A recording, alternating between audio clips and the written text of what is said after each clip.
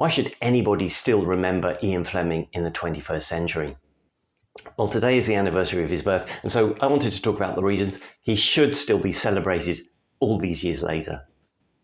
Most James Bond fans haven't read the books, and I get that not everybody enjoys reading or even has the time, but the truth is this. If it hadn't been for Ian Fleming, James Bond would never have existed. We wouldn't have the films, and we wouldn't be here right now waiting for news. Any news of Bond 26. I've always loved Fleming's style. He had an eye for detail and a flair for describing things with a completely authoritative manner. You believe what he's writing completely. Part of that came from his work as a journalist at the Sunday Times, where he was foreign manager after World War II. However, part of it also came from his work in Naval Intelligence during the war. Working directly for the Director of Naval Intelligence, he had a huge amount of influence and was responsible for numerous operations.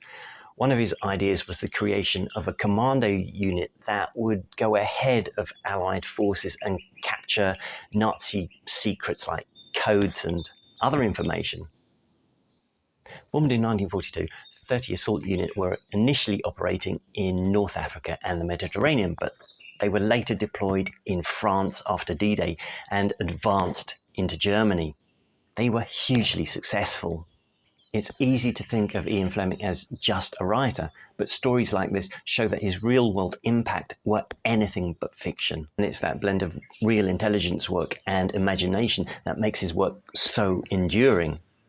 Although Fleming was too valuable to use in the field, his wartime work put him into direct contact with spies and battle-hardened soldiers.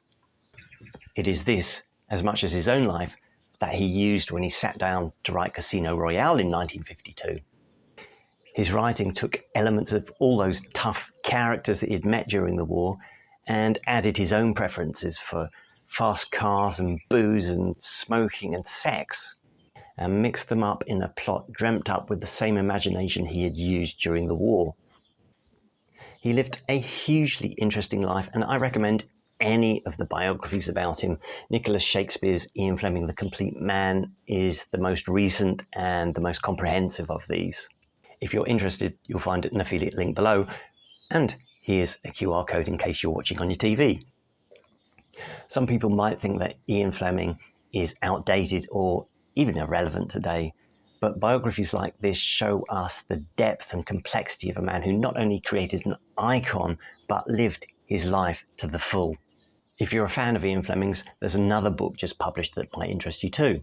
Talk of the Devil, the collected writings of Ian Fleming, contains a couple of short stories and collected journalism that covers espionage, writing and travel, and some of his wartime memos and so on, including a memo that he sent to the US that established the creation of the Office of Strategic Studies, OSS, which is the precursor to the CIA. You can get this book from another link below, and here is the QR code to get it from Amazon.